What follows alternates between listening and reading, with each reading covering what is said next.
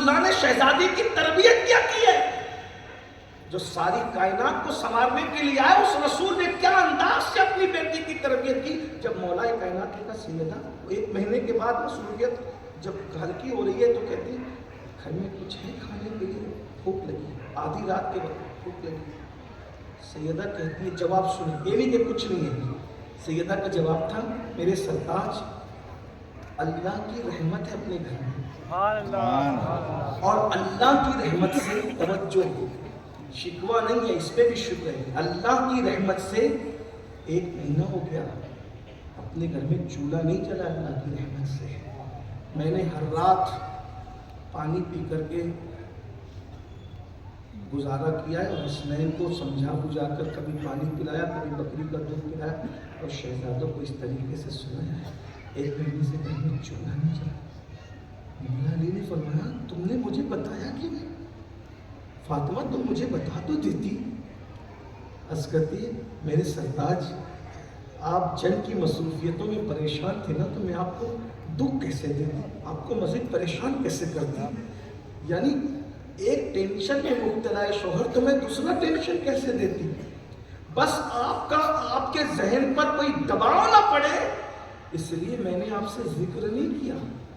اب آج آپ بیٹھ کر کے بات کر رہے تو میں کہہ رہی ہوں کہ مہینے گھر سے اپنے گھر میں چولہا نہیں جلایا اللہ کی رحمت سے. مولا علی کہتے، اچھا تم نے مہینے بھر سے کچھ بھی نہیں کھایا؟ جی میں نے کچھ بھی نہیں کھایا. 1 مہینہ کیسے؟ یہ امام حسین کی امی ہے. حسین ایسے ہی پیدا نہیں ہوتے، فاطمہ جیسی ماں ہوتی ہے نا. اور پھر فاطمہ یوں ہی نہیں پیدا ہوتی، سید الانبیاء جیسا بابا ہوتا ہے نا، اور خدیجہ جیسی ماں ہوتی ہے نا، تب سیدہ فاطمہ جنم لیتی ہے. 1 مہینے سے تم نے کچھ بھی نہیں کھایا؟ جی میں نے کچھ بھی نہیں کھایا، میں نے صرف پانی پہ گزارا کیا. رکو میں انتظام کرتا. آدھی رات ہو گئی. اب مولا علی انتظام کے لیے نکلے.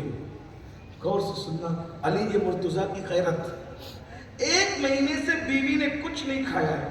علی یہ مرتضیٰ انتظام کے لیے نکلے، اور انتظام کے لیے نکلے تو کسی سے قرضہ نہیں مانگ رہے. مارکیٹ میں آئے کہ کوئی کام ہوگا نا تو ذرا کام کر. اتفاق سے ایک قافلہ آیا ہوا تھا، اور وہ اپنا سامان اتارنے کے لیے کسی کو ڈھونڈ رہا تھا. تو مولا علی آئے. اجنبی لوگ تھے، انہوں نے مولا علی کو پہچانا نہیں. کہا یہ سامان اتارنے کے لیے کسی کو ڈھونڈے آپ لوگ. کہا ہاں کوئی سامان اتارنے والا چاہیے. میں اتار دوں؟ کتنا دو گے؟ کہا جوان اگر تو ہمارا سارا سامان اتار دے گا تو تجھے ہم 2 درہم دیں گے. مولا علی جس کے لیے خیبر اکھاڑ کے پھینکنا معمولی کام تھا، وہ سامان اتارنا کیا مشکل تھا. فوراً فٹافٹ سامان اتار دیا. کہا اچھا میں چلتا ہوں. تو انہوں نے 2 درہم دیا. مہینے بھر سے گھر میں چولہا نہیں جلا ہے، اور اب 2 درہم ملے ہیں. 1 درہم مولا علی نے صدقہ کر دیا. ایسے ہوتے ہیں محمد کے گھرانے والے. دیکھ رہے 2 درہم ملے تو اس میں سے 1 درہم صدقہ کر دیا، اور 1 درہم کا کچھ آٹا لیا، کچھ پنیر لیا، اور اس کے بعد کچھ گھی لیا، اور گھر پہنچے. کہا لو اس کی روٹی بناؤ، کھانا بناؤ. خدا کی شان، اتنا آٹا تھا کہ اس میں 3 روٹیاں بنی. ایک شوہر کو دے دیا، ایک سے آدھی آدھی کر کے 2 شہزادوں کو کھلا دیا، اور ایک اپنی کنیز فضہ کو دے دیا، اور خود پانی پیا. یہ سیدہ کائنات ہے. جب مولا کائنات نے پوچھا اب تو آپ نے کھا لیا؟ سیدہ سے پوچھا 1 مہینے کے بعد روٹی کا انتظام ہوا، اب تو آپ نے کھا لیا؟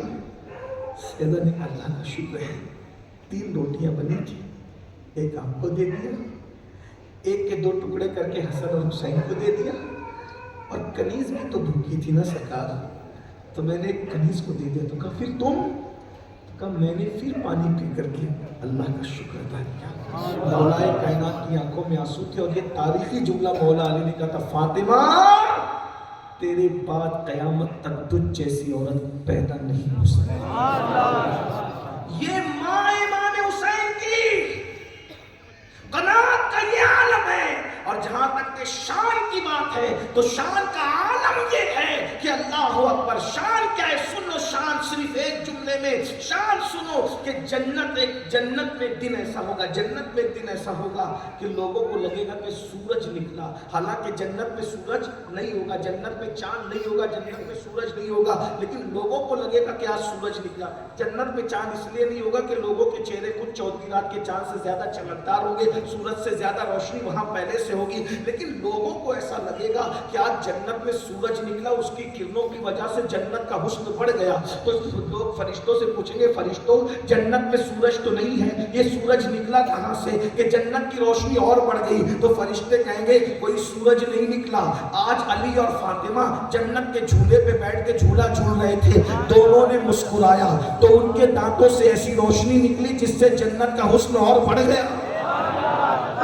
जिनके मुस्कुराने से जन्नत का नूर बढ़ जाए उसे अली और फातिमा कहते हैं। और ये कौन है? इमाम हुसैन के वालिदैन हैं। बस इससे ज्यादा और नहीं कुछ पढ़ता, इमाम हुसैन की तरफ आता। इमाम हुसैन, जिस इमाम हुसैन का जिक्र लेके बैठे हो, आज मैं उनकी जिंदगी पेश करूँ। नंबर 1, पैदा हुए तो रसूलुल्लाह ने अपनी जबान उनके मुंह में डालकर घुट्टी दी। मैं इस पे बहुत बोल चुका हूँ, पूरे हिंदुस्तान में जगह जगह, जिसको सुनना है वो तफसीर में उतर जाए, सिर्फ कड़ियाँ जोड़ रहा हूँ, कभी इसकी फजीलत नहीं बयान करूँगा। वरना नबी का लुआब अगर छोटा, इतना सा लुआब जाबिर के घर के आटे में चला जाए तो पूरा मदीना वो रोटियां खाता फिरता है। पूरा मदीने के सारे लोग पलट कर भी खा जाते हैं और खाना खत्म नहीं होता है ना। सूखे कुएं में चले जाए तो कुआं पानी से भर जाता है, खाली कुएं में चले जाए तो 1400 साल के बाद भी कुएं मीठे के मीठे रहते हैं। निकाल कर डालो तो ये कलम है, अगर नबी जिसको पूरी जबान मुंह में डाल करके चुसा दे तो फिर उस पर कितना कलम होगा। इमाम हुसैन के अंदर भरा क्या था? मेरे नबी ने जबान चुसाई, फिर उसके बाद पूरी जिंदगी मेरे आका अलैहिस्सलाम ने बहुत प्यार किया। बच्चों की पेशानी चूमी जाती, मेरे आका इमाम हुसैन का गला चूमते थे कभी कभी। तो सैयदा ने पूछा, बाबा आप हुसैन का गला क्यों चूमते हैं? बच्चों के गले तो नहीं चूमे जाते? आका फरमाते, फातिमा जब याद आता है ना कि दीन बचाने के लिए इस गले पर तलवार चलेगी, ये गला काटा जाएगा, तो इस गले पर प्यार आता है, मैं इसका गला चूमता हूँ, मेरे लाल को शहीद कर दिया जाएगा।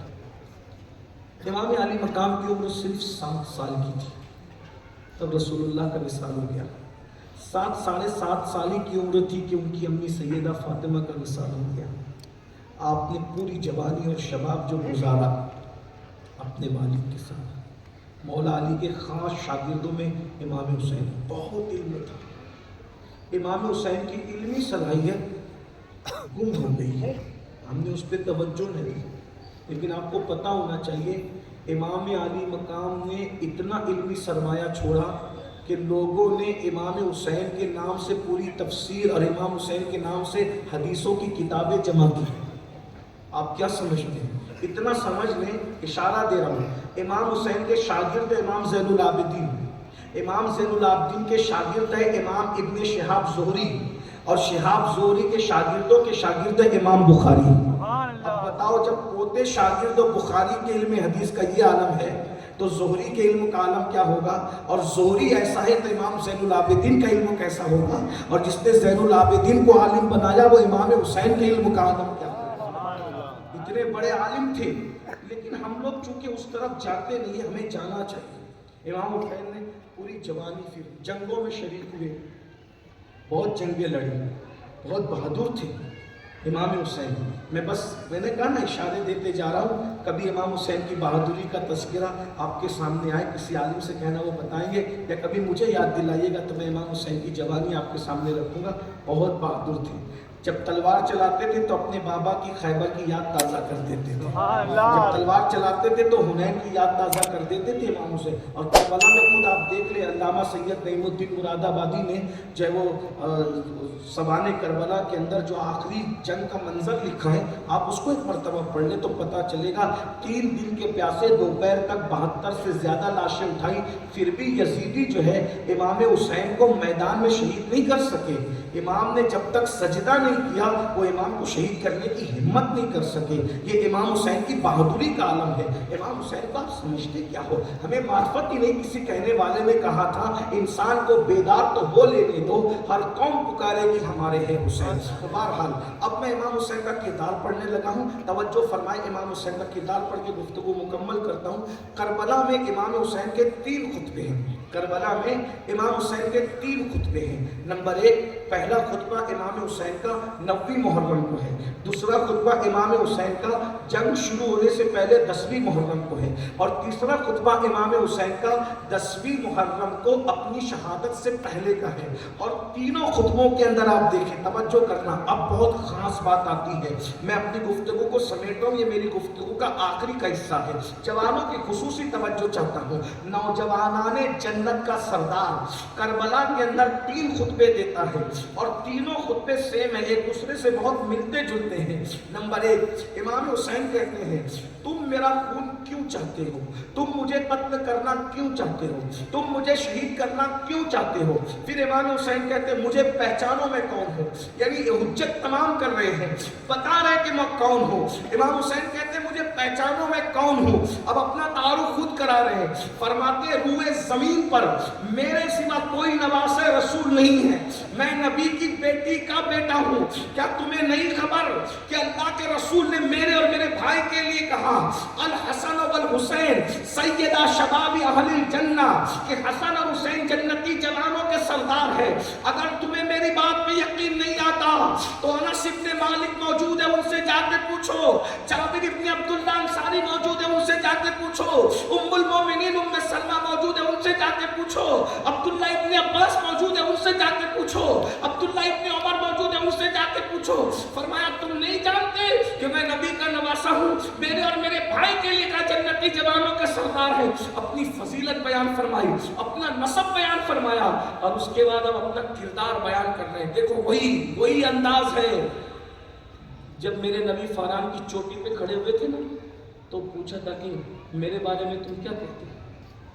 इमाम हुसैन ने वही तो कहा। दुश्मनों, एक बात याद रखना, दुश्मन कोई भी इल्जाम लगा सकता है कि नहीं लगा सकता। दुश्मन दुश्मनी पर आए तो किसी को कुछ भी कहेगा, लेकिन ये इमाम हुसैन के किरदार की पुख्तगी देखो। इमाम हुसैन कहते हैं, ये 22,000 का लश्कर जो कुछ कत्ल हो गया था, 9वीं को तो सभी मौजूद थे, 10वीं को जंग शुरू होने से पहले ही सभी मौजूद थे, लेकिन उनकी शहादत से पहले बहुत से कट चुके थे, लेकिन 2 खुतबों में तो सब मौजूद थे। इमाम हुसैन कहते हैं, अगर तुम मुझे कत्ल करना चाहते तो मैं तुमसे पूछना चाहता हूँ, बताओ क्या कभी मैंने झूठ बोला? इमाम हुसैन कहते, किससे? भाइयों, दोस्तों से मनकबत लिखवाना आसान है, लेकिन दुश्मनों को पूछ रहे हैं क्या मैंने कभी झूठ बोला? दुश्मन लड़ने को तैयार है, मगर दुश्मन में हिम्मत नहीं है कि इल्जाम के तौर पर भी कह दे कि आपने झूठ बोला। यानी किरदार इतना मजबूत था कि दुश्मन भी हिम्मत नहीं कर पा रहा है। इतने सच्चे थे कि दुश्मन इल्जाम लगाने की भी हिम्मत नहीं कर पा रहा है। इमाम कहते, क्या मैंने कभी झूठ बोला? क्या मैंने कभी किसी का कत्ल किया, नाहक कत्ल किया? क्या मैंने किसी का नाहक माल खाया? इमाम हुसैन अपने किरदार की गवाही दे रहे। ये हुसैनियत, असल हुसैनियत ये है कि दुश्मन भी इमाम हुसैन के किरदार पर उंगली न रख सका। ऐ हुसैनियों, आज अपने किरदार में कितना झोल है, वहां दुश्मन भी किरदार पे उंगली नहीं रख पा रहा है, और हमारे किरदार से हमारी बीवी भी मुतमईन नहीं है। इतना झोल हमारे किरदार में, और हम कहते हैं कि हम हुसैनी है। हमारा सगा भाई, हमारा बाप हमारे किरदार से मुतमईन नहीं। हम हुसैनी कहला करके हम पूरे यजीद के किरदार को जिंदा करने में लग गए। हमारे मोहल्ले के अंदर नशा आम हो रहा है, शादियों में नशे को प्रमोट किया जा रहा है। भंग, चरस, नशे की गोलियां, एमडी पाउडर, पता नहीं किस किस नाम से मुस्लिम माशरे में नशे को प्रमोट किया जा रहा है। नशा कौन करता था भाई? ये कोई मुबालगा नहीं है। इब्ने जरीर को उठा के पढ़ो, इब्ने असीर को उठा के पढ़ो, इब्ने कसीर को उठा के पढ़ो, अल्लामा जलालुद्दीन सुयूती को उठा के पढ़ो, اور نہیں اتنی جو وہ پرانی کتابیں نہیں پڑھ سکتے، علامہ نعیم الدین مرادآبادی کو پڑھ لو، خطبات محرم پڑھ لو۔ یزید جب سوتا تھا تو اس کے سرہانے شراب کے مٹکے رکھے رہتے تھے۔ میری قوم کے جوانوں، آپ کس کے ساتھ کھڑے ہو؟ امام حسین کی زندگی میں تو جھوٹ نہیں تھا، اور آج آپ جھوٹ کو گناہ بھی نہیں سمجھتے۔ امام حسین تو نشے کے خلاف کھڑے ہوئے تھے، اور آپ شادیوں میں رت جگہوں کے موقع میں نشہ تقسیم کرتے ہو۔ بہت معافی کے ساتھ کہتا ہوں، پالی والوں برا مت ماننا، جو امام حسین کا شربت پیتا ہے اس کے بعد بھی وہ نشہ کرتا ہے۔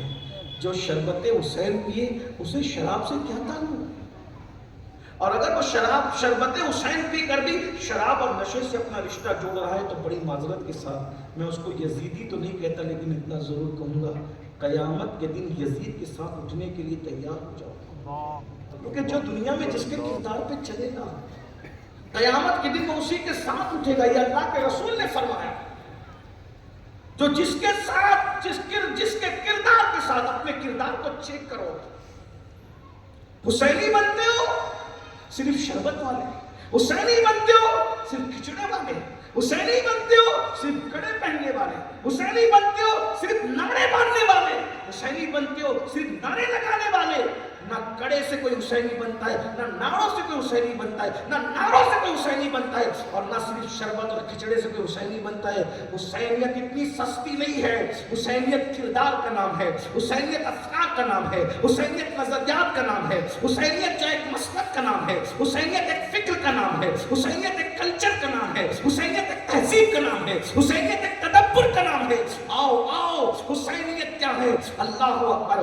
نشہ کرنا حسینیت نہیں ہے، نشے کے خلاف کھڑے ہونا حسینیت ہے۔ اب مجھے بتاؤ، اگر پالی کے اندر کوئی نشہ کرتا ہے تو وہ بھی مرنے کے بعد یزید کے ساتھ اٹھنے کے لیے تیار ہو، اور اگر کوئی نشہ بیچتا ہے تو وہ بھی یزید کے ساتھ اٹھنے کے لیے تیار ہو جائے۔ تمہیں ڈر نہیں لگتا؟ یزید جیسے مردود پلید کے ساتھ قیامت میں اٹھو گے تو کیا ان کے نبی کے امام حسین کے نانا جان کی شفاعت تمہیں ملے گی؟ امام حسین کی شفاعت تمہیں ملے گی؟ مولا علی کی شفاعت تمہیں ملے گی؟ صدیق اکبر کی شفاعت تمہیں ملے گی؟ اللہ کے سچے رسول صادق و مصدوق صلی اللہ علیہ وآلہ وسلم کا فرمان ہے، میری قوم کے جوانوں، آقا نے تو یہاں تک فرمایا، جس نے دنیا میں نشہ کیا میں محمد اس سے بیزار ہوں۔ قیامت کے دن جب وہ مجھے آواز لگائے گا، پکارے گا، یا رسول اللہ میری شفاعت کرے، تو میں اللہ سے کہوں گا، اے اللہ، یہ نشہ کرنے والا میری شفاعت کا مستحق نہیں ہے۔ حضور فرمایا، اس کو فقیہ ابو اللہ سمرقندی نے اپنی کتاب میں لکھا ہے۔ بتاؤ، قیامت کے دن اللہ کے رسول اللہ سے عرض کریں گے، مولا یہ نشے باز لوگ میری شفاعت کے حقدار اور مستحق نہیں ہے۔ اس وقت تم کہاں جاؤ گے؟ بلکہ ہمارے بزرگوں نے یہاں تک لکھا، جو دنیا میں نشے کرتے ہیں مرنے سے پہلے ان کا ایمان چھین لیا جائے گا، وہ کافر ہو کے مریں گے، اس کا خطرہ ہے، اس کا ڈر ہے۔ نشے سے ملتا کیا ہے؟